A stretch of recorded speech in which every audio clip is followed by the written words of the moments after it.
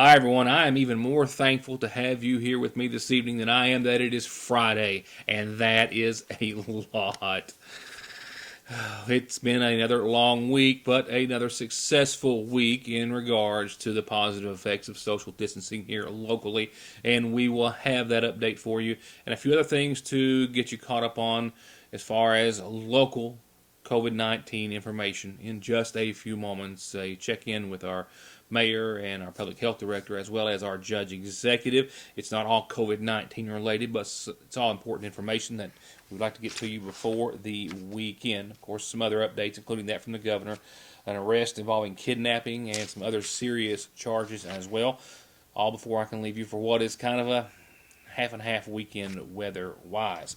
With that said, a couple of things to pass along to you tonight. First of all, a lot of students, a lot of staff, a lot of parents and families, I think, anticipating the fact that even though it's not officially been declared yet, that classes won't be back in session the remainder of this year, which is going to leave graduation, perhaps most importantly, and a lot of things unfinished. And I have spoken today with Superintendent of Schools Scott Helton, our Principal Chris Meadows, and that's something they say they are talking about daily, with no real decisions to be made because they can't make them until there's some finality in regards to the end of the school year and some other things from the state level. I can tell you that superintendents are set to have a conference call with the Education Commissioner and I believe as well the governor early next week, and we expect to have some sort of announcement and that leading to some decisions made moving on for our schools thereafter. So that is certainly something we will be following early next week. Our friends at the Sayersville National Bank have a couple of things they need me to pass along real quickly. First, they've received several calls from a lot of their customers about calls they are claiming that they are getting from the IRS, wanting information about stimulus checks and other programs that are currently ongoing by the government, but they are not coming from the IRS. The IRS is not going to pick up their phone and call you for anything, and anyone who says that they are lying, and it is a fraudulent call. Keep that in mind. Contact your bank if you have any questions. IRS.gov, of course, is the direct and best website to go to get the direct information from them. But keep that in mind. A lot of complaints and a lot of individuals trying to take advantage of people right now, as they are pretty much at any time in the history of the world nowadays. On that note, also from our friends at Sayersville National, they want to remind everyone that the Social Security Administration did announce recently that Supplemental Security Income SSI recipients will get their automatic economic impact payments directly from the Treasury Department. And the Treasury anticipates those payments to be no later than early May. They've already started coming out. Keep an eye out for them. SSI recipients with no qualifying children do not need to take any action to get their $1,200 economic impact payment. Those payments will be automatic, and SSI recipients who have qualifying children under the age of 17, however, should not wait for their automatic $1,200 individual payment. You should go ahead and go to the IRS's webpage, as I showed you days ago, irs.gov, and as soon as you go there, have someone go for you if you're not technically akin to those types of things. If you have a friend or relative that can help you do it over the phone or otherwise, but as soon as you go to irs.gov, there is a bar at the top left that says non-filers to enter payment information here, and that is where you can enter your payment to get yours. They wanted you to know that from Sayersville National. You know, we're expecting the update from the governor. It's already, of course, wrapping up, but I'll have it for you here in just a few moments. We already knew of a new case in Boyd County today and another case in Knott County today to be confirmed. And, of course, we were one of, that being McGoffin County, one of only a handful of states, technically two handfuls. Well, you understand my drift there. In regards to counties without a confirmed case, we'll have an update locally to see if we continue that trend today and from the governor in just a few moments. Meanwhile, before all of that, as it stands today, 2.2 million people around the world so far have tested positive for the coronavirus. The United States, 683 confirmed cases, 34,000 deaths. As of right now. Worldwide, we've seen nearly 150,000 people die as a result. Just how bad is it? Well, a team of researchers in California found that the number of coronavirus cases in one county in California that they surveyed, the number is actually 85 times higher than what health officials have reported. Stanford University researchers tested 3,300 and then some adults and children in one California county, and they found, based on that section of the population, that rates of COVID-19 ranged from 2.5% to nearly 4.5%. The number of infections is actually much greater than the reported number of cases. They say the number of reported cases in that county, which is a similar reporting method for all the United States, is actually 956, but they believe the actual number of cases based on this survey to be from anywhere from 48,000 to 81,000. Now, this is nothing new. They've been talking about this. This is one of the many earlier surveys to confirm that asymptomatic carriers of COVID-19 have long been a concern for health officials and others as we try to have an understanding as to just how bad the virus is, how much it has already spread that we don't know. And as for, real quickly, President Trump last evening, he did announce his federal guidelines to reopen the United States and is saying that governors, you will be making your own decisions in those regards. He says his strategy is based on hard, verifiable data. And now that we have passed the peak of new cases as a country, not everyone, McGoffin County, for example, and much of Kentucky, not to the peak, but as a country as a whole, he says they are now focusing on trying to open up states as those states see fit. In phase 1 of the 3-phase plan, restaurants, movie theaters, large sporting venues will be able to reopen under some very certain and specified conditions. Schools, daycare centers, bars will not, in phase 1, be allowed to open. We also understand that they are not giving any suggested dates for reopening, just saying that it will have to be a very slow process. States, before they can do anything, they have to meet a gated criterion, if you will, which means that they have to be on a downward trajectory for 14 days. We are still on an upward trajectory here in Kentucky, for example. Once we reach that peak, we have to stay there, and then it's that downward trajectory we'll have to be on for 14 days before we can even move into phase 1, which once again, large venues like restaurants, gyms, movie theaters, places of worship will be allowed to reopen under strict social distancing and other CDC methods and protocols. Bars will remain closed. Elective surgery will be allowed to resume if it's on an outpatient basis.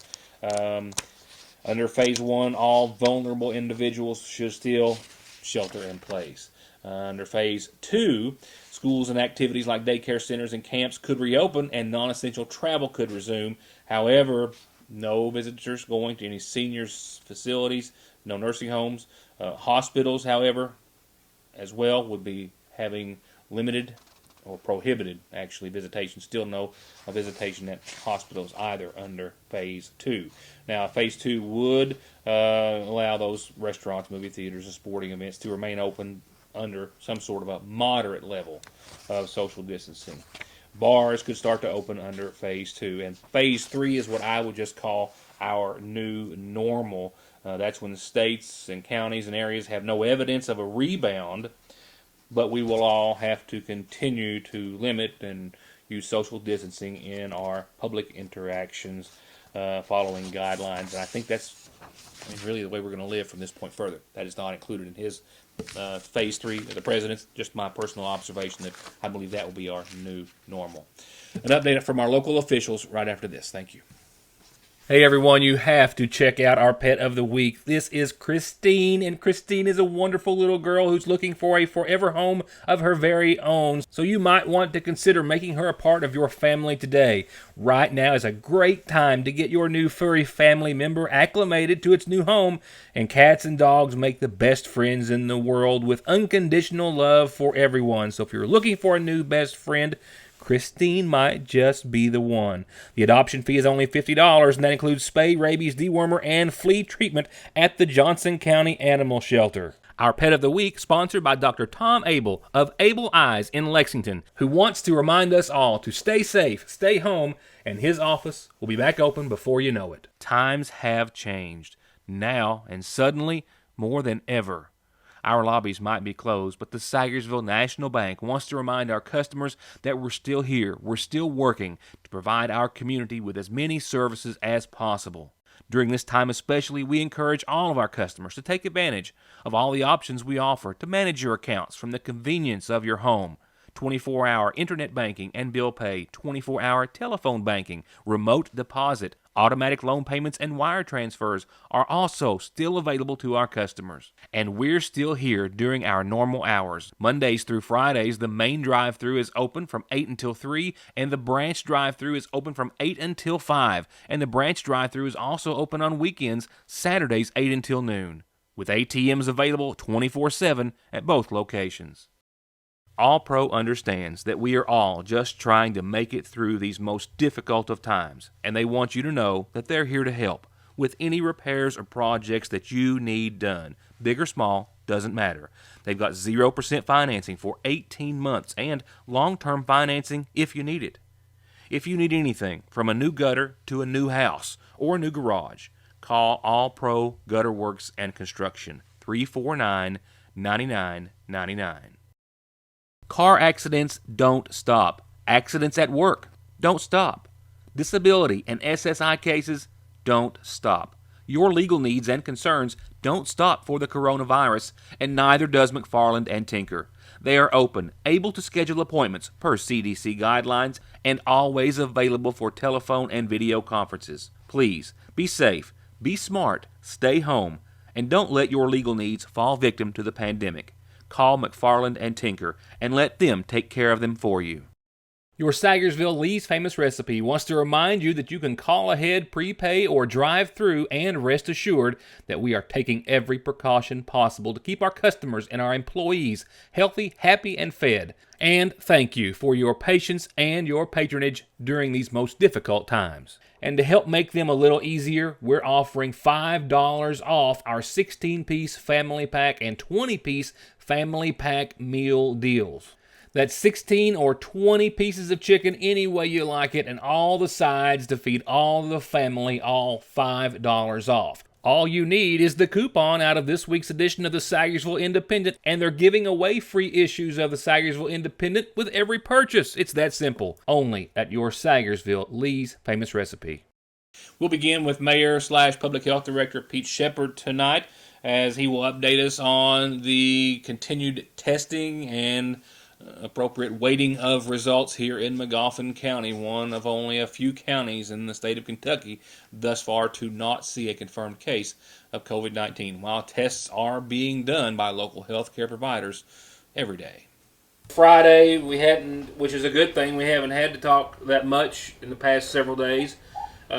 Just a quick update, I guess, really one main important question for you, and that is what's our status as Magoffin County is concerned. Up to this point, we were about 1 out of 14 or 15 or so Kentucky counties left without a confirmed case, so we're going to go into the weekend that way.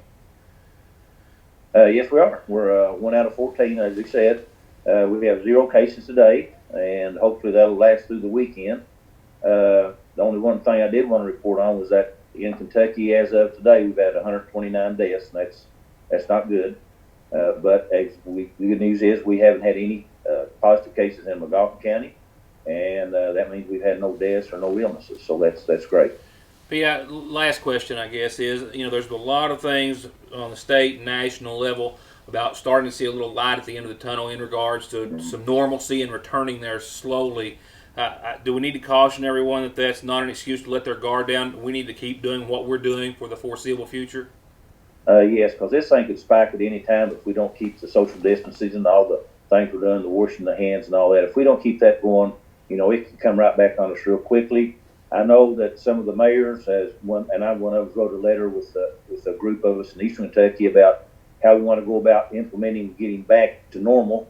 But that will take a period of time, but we're trying to take measures that will gradually work everybody back into their businesses and their normal way of life. But at this time, it has to be business as usual, and that's business as dealing with the virus. And that's social distancing, washing your hands, and just doing all the smart things. Judge, first thing I wanted to touch on with you was the census earlier this week. We were talking about the importance of it and how low of a response rate Magoffin County had. The good news is we've seen a bit of an increase since that interview that I aired. Bad news is it's still not enough. Yeah, that's right, Red. It's on the 13th we were at 26.5%. and we have increased over the next 3 days, or the last 3 days, by 3% to 29.5. That's pretty good. The state went up about 2%. They're at 52% now, but we still got a long ways to go to even catch up to what Kentucky's doing on the state level. This is even more important now as we look at budgetary issues, because it could be that once this census is done and in the upcoming years, the economic impact and the effect on local businesses here and even local government, we need those numbers to be as high as possible so that McDonough County gets its fair share. Another thing, speaking of getting our fair share, filling up this week with gas, which none of us are having to do much of nowadays, or most of us, because we're not driving any. I realize that might be a problem as well. No one's really driving much, or the majority of the public's not. Gas prices down at levels we haven't seen them for a while, and I'm suspecting that will have a serious impact on our roughly $1 million we get in aid each year for a road fund, won't it? Absolutely. County judges across the state right now have been discussing this on email back and forth. We've got a county judge in Western Kentucky that's been around since the Paul Hudson days, who pretty well keeps all of us informed. And today, one of the concerns that we have is that not only is the gas prices low, the legislature did set a floor of 26.5 cents back a few years ago, but that floor wasn't really set low enough. But what we've got now is we've got a severe decrease in consumption. Means a lot of gas is not even being bought, and that means that our county road aid, which is the net effect is about $990,000. We have to put 3% into what's called an emergency fund. But the concern is that it could be best case scenario we lose 20%. That's $200,000. But there is some thought out there that it could even go as high as us losing 50%. That's going to be extremely significant as we try to work on roads and do the things that we're doing, trying to get caught up on FEMA projects. There's just no way I can operate at the level that we have been, having half of our funds cut. You add into that the bonding that we're still paying for on the blacktop. That cost us $30,000 a month. So this is going to be very significant. It's going to have a significant impact on the county road fund. Now, just a reminder that $30,000 a month comes from the prior administration and money they borrowed, $6 million for blacktop. Just a reminder, $30,000 a month. Right. Lastly, or not lastly, two more things for you real quickly. Spring cleanup campaign, let's see, takes a break next week and wraps up in its final week the week after? Yes, this is the week after next. That's the 27th is the final week, and that is for District 3 will be April 27th through May the 1st. And then we'll have a few days the following week to do catch up if we can't make it to all the residences that have things out that we don't get to. But everybody needs to have everything out. We'll do our best to get it from the 27th through the 1st. And then, like I said, we'll do the cleanup on that following week. And then we'll have that done. As I reported earlier, the tire campaign that we had the first week of May has been postponed indefinitely. They tell us that that'll probably be sometime this fall, but it will occur. It's just going to be a little later. So we're not taking as many tires as we normally would, but we're still, those are things that we'll take. But in a couple of weeks, we were going to take everything we could get and get rid of them all at one fell swoop, but that's not the case now. Lastly, before we leave, any COVID-19, social distancing, or other thoughts before the weekend you would like to share? But to echo on what the mayor said earlier, Health Department Director Pete Shepard, the reduction or become more lax with some of the things that's going on. I think the president put out yesterday phasing this over a period of 3 phases. But that first phase means that you're on a decline, I think, for 14 days. We're not seeing that yet. We're on the incline. I know there's been some confusion among some folks that I've talked to today in the community that feel like because we're so low that we're going to get back sooner than later. I think the fact of the matter is that we're behind what the trends are in the urban areas. So this may even push out a little longer. But hopefully we'll keep our numbers low.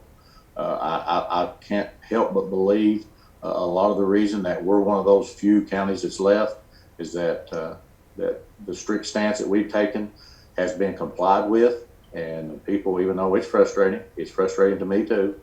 I mean, I'd like to go take my son to get a haircut. I had to take him cut his hair last night myself, and it's not a profession I want to be in, but we all are making those sacrifices, and I thank everybody for that.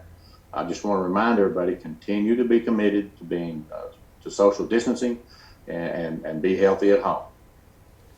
2020 census.gov. Please log on. It takes a few moments to enter some basic information, ages, names, gender, race, things of that of your household, and a few other basic questions. Literally, for my family, it took 5 minutes, maybe 6 or 7 at the most. And it equates to literally $2,000 per person in federal funding for each person that is identified in the census. That's how important it is. I'll be right back with more important news in just a second. Getting the best deal on the best tires with the best service has never been easier. Just log on to ConleyTire.net, check out the latest rebates, sales, and promotions, pick out the tires you want, and email, call, or come by. For huge savings from the family who's been proudly serving the area for over 32 years. Conley Tire in Staffordsville, 297-2424.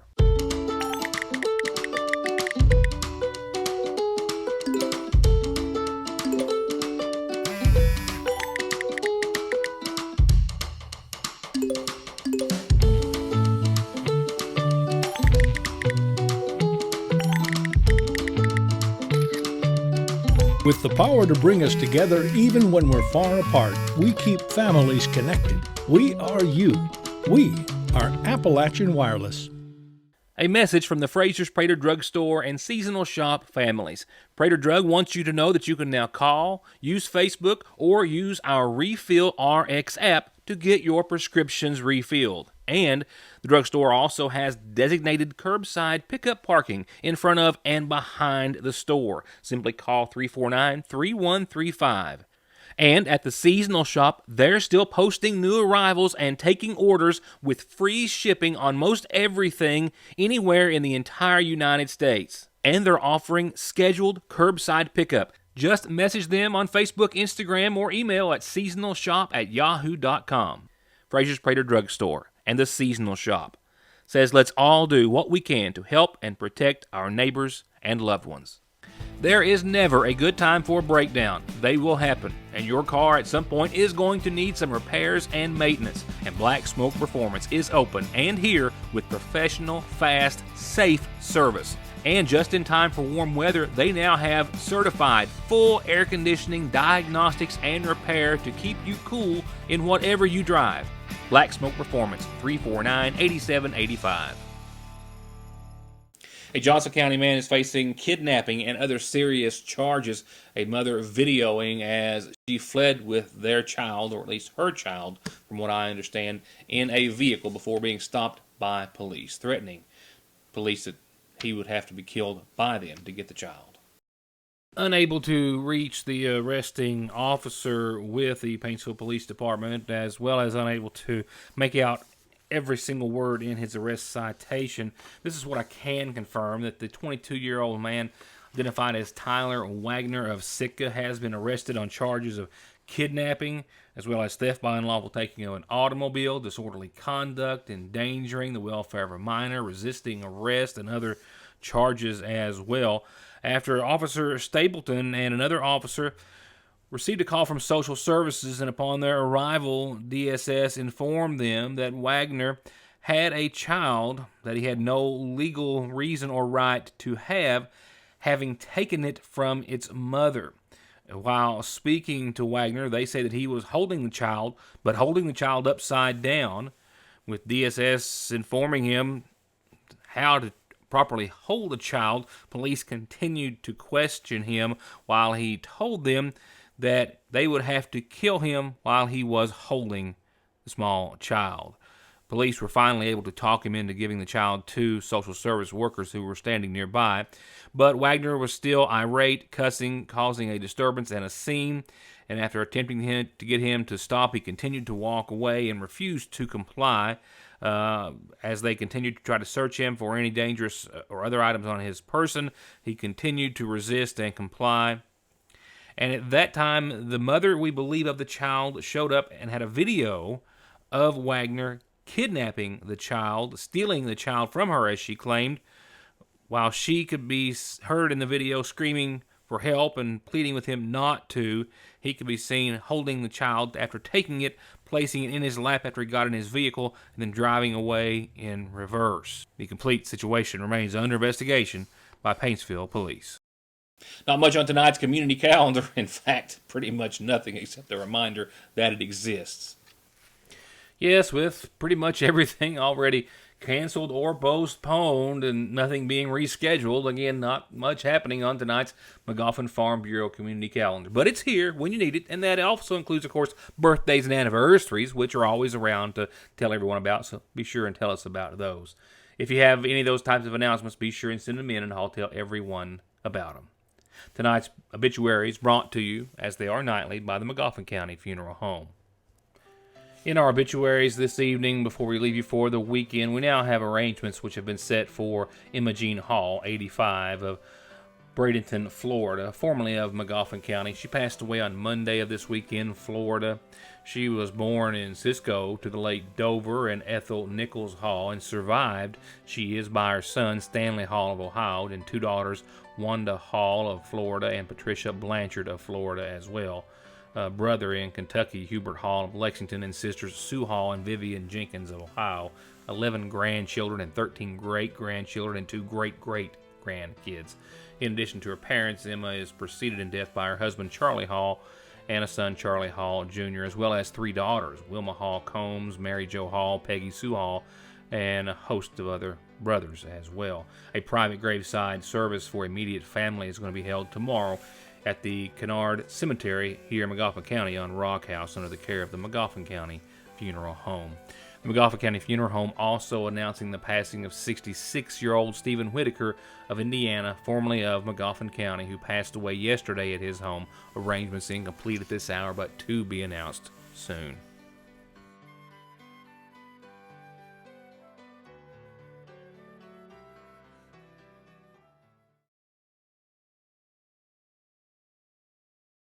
Come to Parkway Pharmacy in Sagersville and get your prescriptions filled, your over-the-counter medications, and immune system boosters, all from the safety and comfort of your own vehicle, either in their drive-thru or with their new curbside service. You can also call ahead or just download the MyGNP app, that's Good Neighbor Pharmacy, and refill and manage your prescriptions right from your device, helping you and yours stay healthy and safe.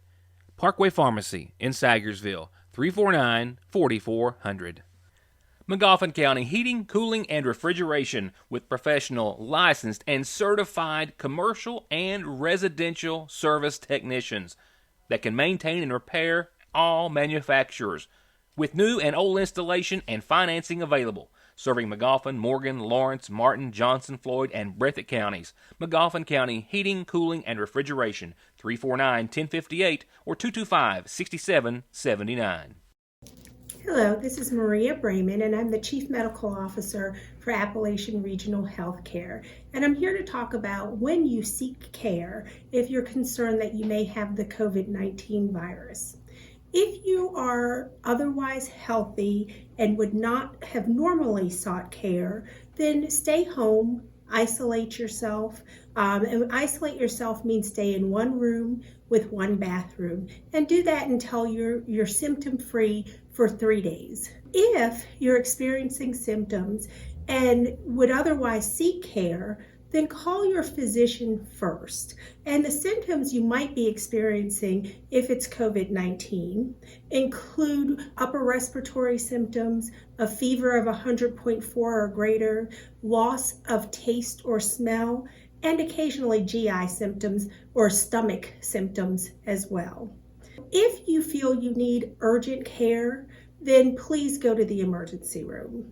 And if you have any additional questions, you can always go to the arhcovid19.com website to answer your questions. Now it's time to check in with our governor.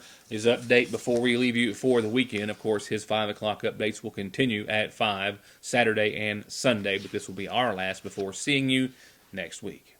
The governor began by announcing what he says was actually a lower than expected new increase for the day of 134 new cases. Still bad news, but a little good news in the fact that the state's youngest individual to have contracted COVID-19, as he announced yesterday, is said to be home and doing well. Number of cases, again, after we adjust every day on duplicates and folks outside of Kentucky, to 2,522.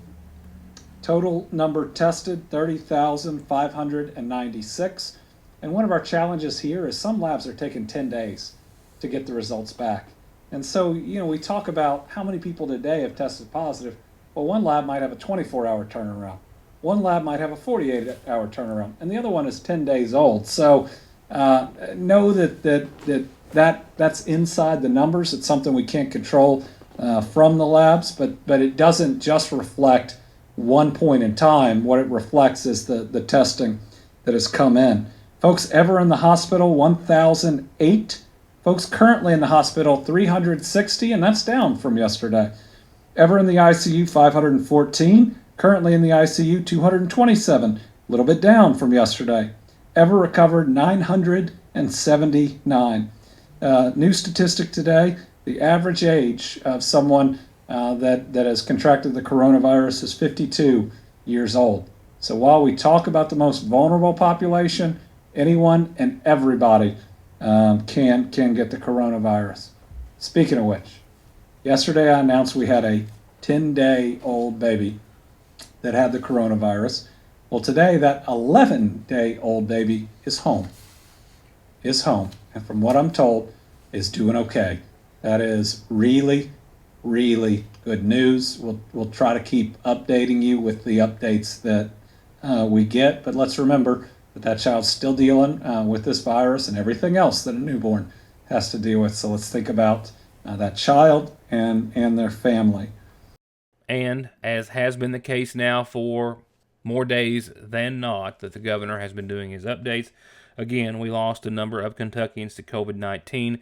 Today, 8 confirmed deaths as a result, ranging in ages from 49, a 49-year-old in Muhlenberg, a 64-year-old in Jefferson County, to others in their 80s and early and late 90s, but a 49-year-old and a 64-year-old among the 8 deaths confirmed today.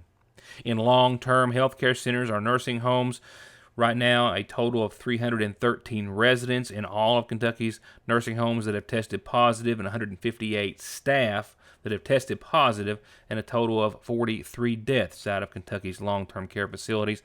The governor also confirming the death of an inmate at the Green River Correctional Complex, a 49-year-old inmate that was one of the 8 deaths. The Green River Correctional Complex has a total of 34 confirmed cases. And weather-wise is where we'll wrap it up this evening, with a lot happening to our north. Showers to make their way into eastern Kentucky later on tonight. We indeed have a cold front making its way through the area, and some cooler temps ahead, or, well, close to the same, certainly cooler than average, as we expect to see the mid-50s tomorrow. Those showers, mostly light, some moderate, staying well to the north.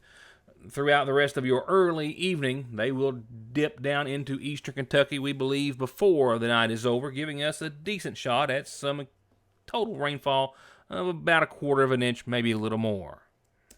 So with all of that happening and in mind, here's the rest of your Licking Valley RACC outlook. 38 degrees tonight, winds out of the southwest, 5 to upwards of 22 miles per hour at times, and shower chances will increase for us mainly after 1 a.m. It's going to be a while before they drop down into eastern Kentucky with that low of 38 degrees. 1/4 to a 1/2 inch of rainfall is in the prediction for the rest of your evening and overnight. And over the course of your Saturday, we should see some cloudy skies through mid-morning, some gradual clearing, a little sunshine in the middle, and a daytime high of right around 55 degrees for your Saturday. Winds still a bit breezy. Gusts maybe out of the west-northwest of up to 15, 16 miles per hour on your Saturday, but calming from that point further for at least a little while, and mostly clear skies Saturday night, and back down to the mid-30s is where we'll fall. For your Sunday, we'll start off with some areas of frost up until about 9 or so, and then we'll see, I think, increasing clouds, and then as the afternoon rolls on, say after about 2 o'clock Sunday or so, shower chances return. A slight chance to the tune of around 20-30% in the early afternoon hours, but by Sunday night or Sunday evening, mainly before 9 o'clock, a really good chance of some more showers. Not making a whole lot of rain as far as total rainfall amounts, but showers back into the latter half of your Sunday, and they should be gone by the first of next week, leaving us with Monday being partly sunny and 61, calm, and a little patchy frost late that night. Not necessarily into the 30s, but there is a chance of some with the low 40s in the forecast. Otherwise, mostly clear skies Monday night after a 61-degree sunny day. Tuesday morning of next week, patchy frost starting us off. Otherwise, mostly sunny, mid-60s. Clear skies Tuesday night, upper 30s for nighttime lows. Wednesday, sunny skies, a 20% chance of showers early, 50% chance of showers by Wednesday night, 67-49 your high and low. Thursday and Friday right now of next week both look kind of the same.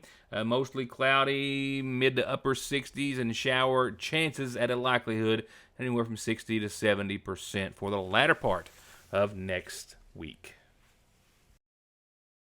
And lastly, just to reiterate remarks from our local, state, national officials, please stay in, stay safe, stay tuned is my part to Your News Today. We're not through this. We're not over this. We're getting closer to seeing the light at the end of the tunnel, but it's going to take continued dedication like we have that has kept Magoffin County out of that category, if you will, of confirmed cases of COVID-19 miraculously. So please keep it up, and we'll see you back here next week for more of Your News Today. Thank you so much for watching.